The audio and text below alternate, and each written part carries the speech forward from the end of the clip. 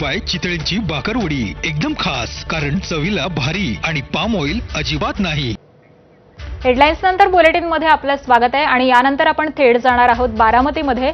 उपमुख्यमंत्री सुनेत्रा पवार या आता छत्रपती शिवरायांच्या पुतळ्याला अभिवादन करण्यासाठी पोहोचलेल्या आहेत आणि तीच ही बारामतीमधली दृश्य आपण पाहतोय। उपमुख्यमंत्री सुनेत्रा पवार, जय पवार, पार्थ पवार, सुनील तटकरे आणि इतरही अनेक महत्त्वाचे नेते मंडळी, त्याचबरोबर असंख्य कार्यकर्ते हे आज उपमुख्यमंत्री सुनेत्रा पवार यांच्या उमेदवारी अर्ज भरण्यासाठी दाखल झालेले आहेत आणि छत्रपती शिवरायांना अभिवादन करण्यासाठी सुनेत्रा पवार या दाखल झाल्यात। छत्रपती शिवरायांना अभिवादन केल्यानंतर याच ठिकाणी मेळावा देखील पार पडणार आहे। या मेळाव्याला सुनेत्रा पवार या संबोधित करणार आहेत। अगदी काहीच वेळापूर्वी त्यांनी अजित पवारांच्या स्मृतीस्थळी जात देखील दर्शन घेतलेलं होतं आणि त्यानंतर आता छत्रपती शिवरायांच्या या पुतळ्याला अभिवादन करण्यासाठी त्या दाखल झालेल्या आहेत। आज दुपारी 12:30 वाजता त्या अर्ज दाखल करणार आहेत। तत्पूर्वी बारामतीमध्ये एक मेळावा देखील पार पडणार आहे।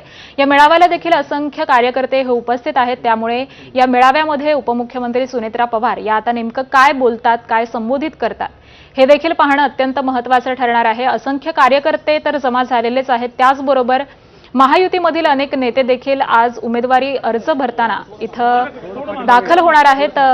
यामध्ये राष्ट्रवादीचे पहिल्या आणि दुसऱ्या फळीतील सगळे महत्त्वाचे नेते आहेत, आमदार आहेत, त्याचबरोबर भाजपचे आणि शिवसेनेचे असंख्य नेते मंडळी ही देखील बारामतीमध्ये आज येणार आहेत आणि तत्पूर्वी ही बारामतीतली दृश्य आपण पाहतोय। उपमुख्यमंत्री सुनेत्रा पवार यांनी छत्रपती शिवरायांच्या या पुतळ्याला अभिवादन केलेलं आहे आणि त्यानंतर आता त्या पुढे रवाना होत आहेत।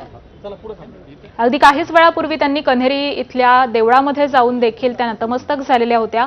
या ठिकाणी प्रचाराचा नारळ फोडण्यात आलेला होता। खरं तर ज्यावेळेस त्यानंतर अजित पवारांच्या स्मृतीस्थळी त्या दाखल झाल्या त्यावेळी काहीशा भावूक झालेल्या देखील आपल्याला पाहायला मिळालं।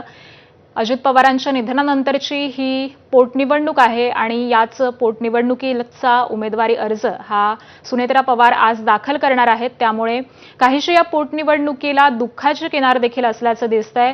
सगळेच जण भावूक झालेले आहेत, सुनेत्रा पवार या देखील भावूक झाल्याचं आपल्याला पाहायला मिळालं आणि याच वातावरणामध्ये आज त्या उमेदवारी अर्ज दाखल करणार आहेत। त्यांच्यासोबत असंख्य कार्यकर्ते देखील आहेत। या कार्यकर्त्यांची देखील हीच भावना आहे की मोठ्या मताधिक्यानं सुनेत्रा पवार या निवडून येतील। अगदी काहीच वेळापूर्वी प्रफुल्ल पटेल यांनी देखील हीच भावना व्यक्त केलेली होती की ही जी पोटनिवडणूक आहे ती बिनविरोध करण्याचा आमचा प्रयत्न आहे। खरं तर मुख्यमंत्र्यांनी देखील याआधीच असं म्हटलेलं आहे की बारामतीची ही पोटनिवडणूक जी होतीये ती बिनविरोध व्हावी अशी आमची इच्छा आहे। मात्र काँग्रेस उमेदवारी देण्यावरती ठाम आहे। काँग्रेसनं आपला उमेदवार हा जाहीर केलेला आहे। आकाश मोरे हे काँग्रेसचे उमेदवार आहेत आणि ते देखील आज आपला उमेदवारी अर्ज दाखल करणार आहेत, त्यामुळे ही निवडणूक बिनविरोध होणार नाही हे सध्या तरी दिसून येत आहे। सुनेत्रा पवार या साधारण 12:30 वाजता आपला उमेदवारी अर्ज दाखल करतील। त्याचबरोबर आकाश मोरे देखील जे काँग्रेसचे उमेदवार आहेत ते देखील आपला उमेदवारी अर्ज हा दाखल करणार आहेत।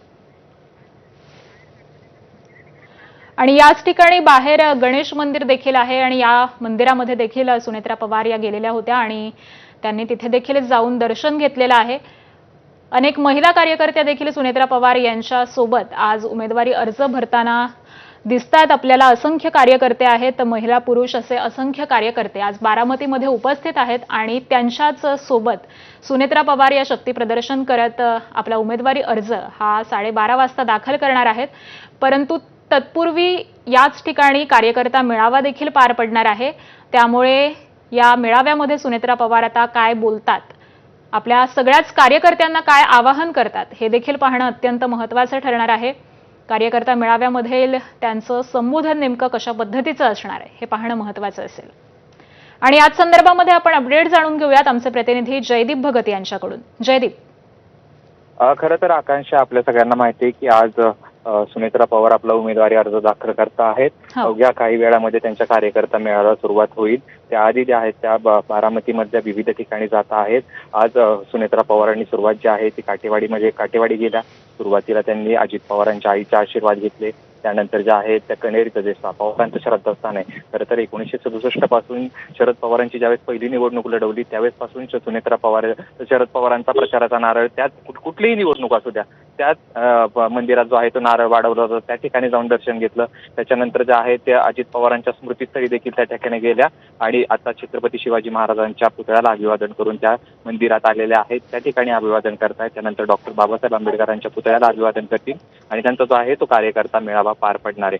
कार्यकर्ता मेळाव्यामध्ये सुनेत्रा पवार काय बोलणार याकडे सर्वांचं लक्ष लागलेलं आहे. खरं तर राष्ट्रवादीचे प्रयत्न आहेत की ही निवडणूक बिनविरोध करावी. खरं तर राष्ट्रवादी काँग्रेस शरदचंद्र पवार पक्षाची बारामतीची जागा होती, मात्र त्या ठिकाणी शरद पवार पक्षाने आधीच सांगितलं होतं की आम्ही ही जागा लढणार नाही, त्यामुळे काँग्रेसने या ठिकाणी उमेदवार. खरं तर आज काँग्रेसचे उमेदवाराचा फॉर्म उमेदवारी अर्ज दाखल करण्यासाठी प्रदेशाध्यक्ष हर्षवर्धन सपकाळ येणार होते, मात्र त्यांचा अचानक जो आहे तो दौरा रद्द झाला. त्याच्यामुळं नेमकं काँग्रेस यामध्ये काय करणार याकडे सर्वांचं लक्ष लागलं असलं तरी दुसरीकडे लक्ष्मण हाके हे निवडणूक लढणार होते, मात्र त्यांनी या निवडणुकीमध्ये माघार घेतलेली आहे. त्यांची मनधरणी करण्यात राष्ट्रवादीला यश आलेलं आहे.